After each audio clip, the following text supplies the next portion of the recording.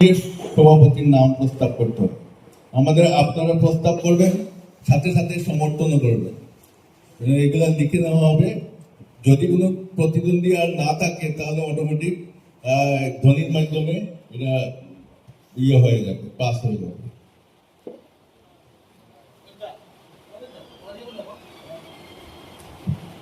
নমস্কার, আমি নতুন কমিটির জন্য কেন্দ্রীয় সভাপতি হিসেবে আমি শ্রদ্ধেয় শ্রী রতন দেব মহাশয়ের নাম প্রস্তাব করছি।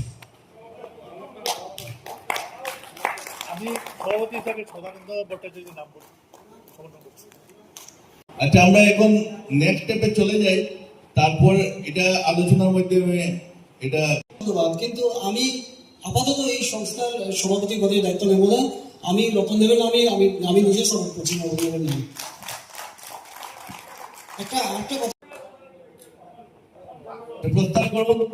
মুখপাত্রের নাম আমি মুখপাত্রের জন্য অভিজিৎ ভট্টাচার্যের নাম প্রস্তাব করছি।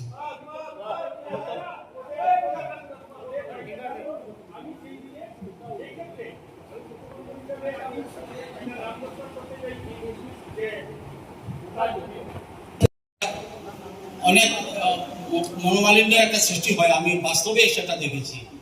সেই জন্য এগুলো আগে থেকে হওয়াটা ভালো। হঠাৎ করে উঠে একজনের নাম যখনই এসে যায়, আমি মনে করি ব্যক্তিগতভাবে সঙ্গে সঙ্গে আরেকজনের নামটা আসলে পরে একটা গ্যাপ সৃষ্টি হয়ে যায় অটোমেটিকলি। এটা একদম অবধারিত। মানসিকভাবে সে একটা দুঃখ পেয়ে যায়।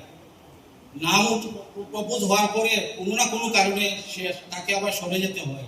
আমি যদি জানতাম যে আজকে সদানন্দের নামটা এখানে আসবে, সেটা আগে ফলো করে বলা উচিত ছিল, আমাদের সঙ্গে মেসেজ করা উচিত ছিল। কেন করবো না? সদানন্দ আমাদের বাক্সের পরিবারের, সেটা আমরা প্রমাণ করতে পারবো যে আমাদের কোনো দ্বন্দ্ব নেই। আমরা কেন ইলেকশনে যাবো? আমরা সর্বসম্মতি করবে, আমরা ওকে আমরা মনোনীত করবো।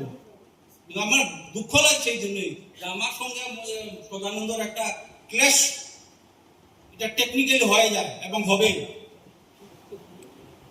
এই ধরনের প্রসিডিউর গুলো ঠিক না। কিন্তু আমি মনে প্রাণে আমি ওকে ভালোবাসি এবং আমি চাইছি যদি ওকে মানে এই পদে আসতে চায় আমি সমর্থন করব।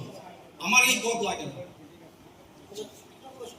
এখানে এত সিরিয়াসনেসের ব্যাপার না। সত্যি বলছি কি, আমি মানে যা কিছু দিব্যি করে বলতে পারি যে আমি জানি না যে আমার সহকর্মী সঞ্জয় দাস মহাশয় হঠাৎ করে নাম প্রস্তাব তুলে দিয়েছেন।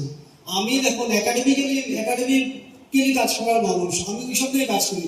সংগঠনের সভাপতি হওয়ার মতো কাজ করতে পারবো না আমি জানি। আমাকে সংবিধানের দায়িত্ব দেওয়া হচ্ছে, ডেফিনেটলি আমি এটাকে ভালো পাই।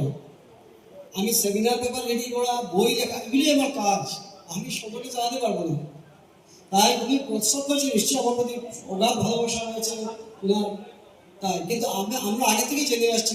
আমি আশ্চর্য যে আমার রতনদেব, আমার শ্রদ্ধেয় দাদা যে এত এক্সাইটেড হয়ে গেছেন। মানে এই ব্যাপারে তো কোনো আলোচনাই হয়নি।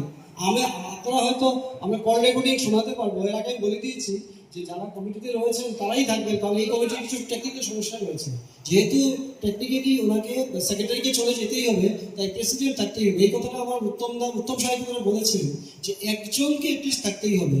এখন যদি এই মুহূর্তে শুভেন্দু সেক্রেটারি, আমি প্রেসিডেন্ট হই, ঠিক আছে, হয়তো আমরা কাজ করব, কিন্তু কিছুটা সমস্যা হবে, কিছু আন্ডারস্ট্যান্ডিংয়ের সমস্যা হবে। তাই যখন শুভেন্দু দাস সেক্রেটারি 2 বছর যখন থাকবে, পূর্ণ হবে, তখন যদি নতুন সভাপতি আসেন তখন নিশ্চয়ই সুবিধা হবে। তাই আমি রতনদেবকে এই ব্যাপারে একেবারে নিরাশ হওয়ার কথা নয় এবং কোনো উচ্চবাচ্য করার কথা বলছি না। আমি বলছি যে এই নামটা অকস্মাৎ এসে গেছে, মানে সাডেনলি বলে দিয়েছে।